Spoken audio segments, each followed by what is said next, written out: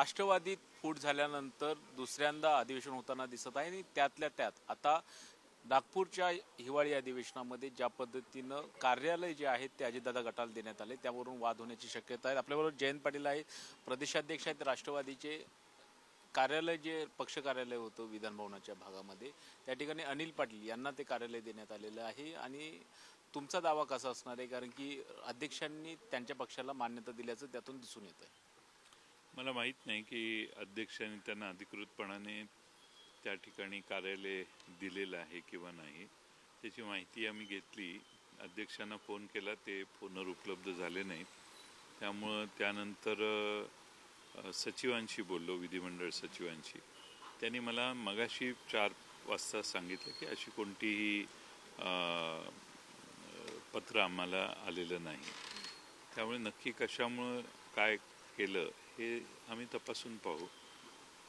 हे अधिवेशन 10 दिवसाचं आहे आणि मला विश्वास आहे की आमचा पक्ष हा मुळातला पक्ष आहे.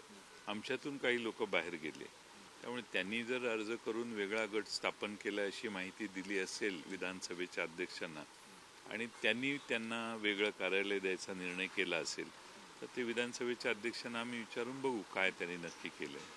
पण आपण जी ज्या पद्धतीनं गेल्या काही दिवसांपासून अजितदादा यांचं सातत्यानं शरद पवारांच्या संदर्भात वैयक्तिक टिप्पणीचं बोलणं येतंय, त्यामुळे कुठतरी जो पक्षात फूट पडली होती ती आता मोठ्या प्रमाणात वाढलेली दिसते. म्हणजे थोडीशी जास्तच टीका व्हायला लागलेली आहे आणि अनावश्यक गोष्टी बाहेर सांगितल्या जात आहेत. शेवटी खाजगीत बसून झालेल्या चर्चा खऱ्या आहेत का खोट्या आहेत मलाही माहीत नाही, कारण मी बऱ्याचशा त्यातल्या काही चर्चांना उपस्थिती नव्हतं. ते जे काही बोलले ते एवढं बाहेर सांगितलं ते मला वाटत नाही की ते योग्य आहे. आता शेवटी ते भाषण करताना ते बोलतात, त्यामुळं त्याच्यावर अनेक बातम्या तयार झालेल्या आहेत. त्याच्यावर शरद पवार साहेबांनी त्यांची प्रतिक्रियाही दिलेली आहे. ठीक आहे, आता काय. सातत्यानं एक उल्लेख होतो की एका उद्योगपतीच्या घरी बैठक झाली पुण्यामध्ये किंवा एका ठिकाणी बैठक झाली आणि त्यामध्ये अशा पद्धतीनं सत्तेत सहभागी होण्याबद्दल चर्चा झाली. तुम्ही सुद्धा त्या बैठकीला होतात असं सुद्धा सांगितलं जातंय.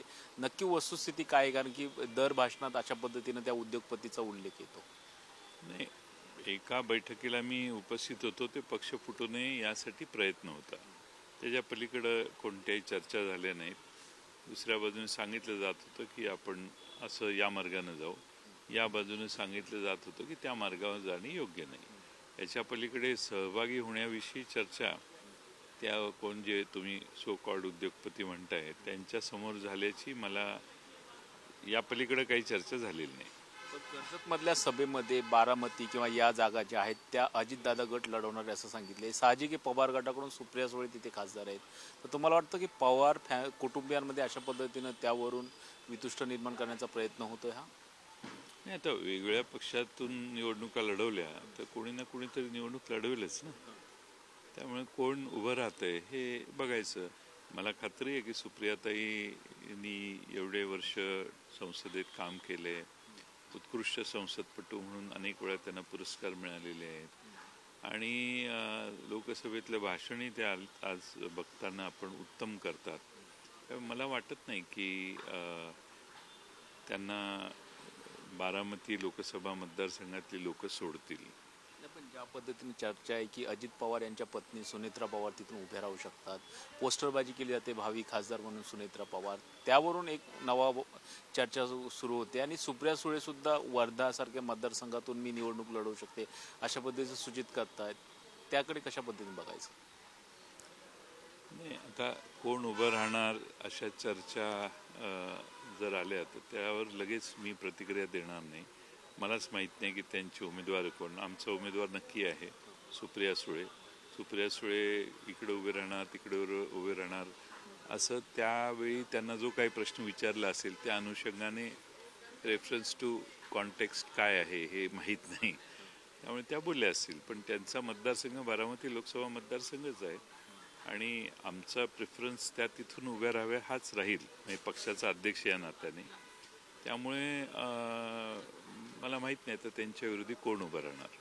एक शेवटचा प्रश्न तुमच्याबद्दल सुद्धा सातत्यानं अजितदादा गटाकडून त्यांचे मंत्री बोलतात की जयंत पाटलांसाठी आम्ही एक सीट राखीव ठेवली आहे, त्यांचाही शपथविधी होणार. यातलं खरं खोटं कधीपर्यंत बाहेर येणार आहे? आता माझं काय, मला का विचारताय गरीबाला हा प्रश्न? तुम्ही ज्यांना प्रश्न विचारायचा त्यांना विचारा, मला का विचारताय? नाही, पण तुम्हाला संपर्क झाला होता अशा पद्धतीनं ज्यावेळेस शपथविधीचे? हो, संपर्क तर झालेला आहे, अनेक वेळा झालाय. मी काही खोटं बोलणार नाही, झालेला आहे, संपर्क झालेला आहे. एक शेवटचा प्रश्न, आता निवडणूक आयोगामध्ये अशा पद्धतीने ही सुनावणी सुरू आहे. ज्या पद्धतीनं शिवसेना, ठाकरे गट आणि शिंदे गटाच्या संदर्भामध्ये शिंदे गटांना हे चिन्ह दिलं तर राष्ट्रवादीला वेगळं चिन्ह मिळू शकतं अशा पद्धतीचं सुद्धा चर्चा आहे, कारण की आमदार त्यांच्या बाजूने जास्त आहे. तर अशा परिस्थितीमध्ये निवडणूक आयोगाकडून कुठलं चिन्ह मिळावं यासाठी काही प्रयत्न केले जाणार आहेत का? नाही, आमचं घड्याळ आणि राष्ट्रवादी पक्ष हे आमच्याकडे राहील यासाठीच आम्ही आमची भूमिका मांडतोय. आणि जे आर्ग्युमेंट्स आत्तापर्यंत झालेले आहेत त्यावेळी शरद पवार साहेबांच्या हयातीत त्यांचा पक्ष त्यांच्याकडून हिसकावून घेतला जाईल असं मला वाटत नाही. त्यांचं ते बाळासाहेब ठाकरेंचं कसं, तो जरा वेगळी केस होती. इथं पक्षाच्या सगळ्या प्रोसिजर्स पाळलेल्या आहेत, घटनेप्रमाणे काम केलेलं आहे. पवारसाहेब स्वतः या पक्षाचे अध्यक्ष आहेत.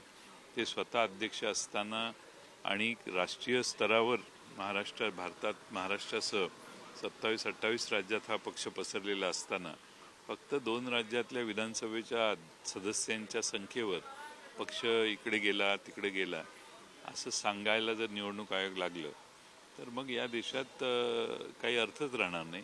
मग पक्षाने आमदार उभा करायची गरज नाही, निवडून आलेल्या आमदारांना पक्षात घेणं हा दुसरा पर्याय हळूहळू निघेल. मग पण मला वाटत नाही की निवडणूक आयोग असं काही करू शकेल.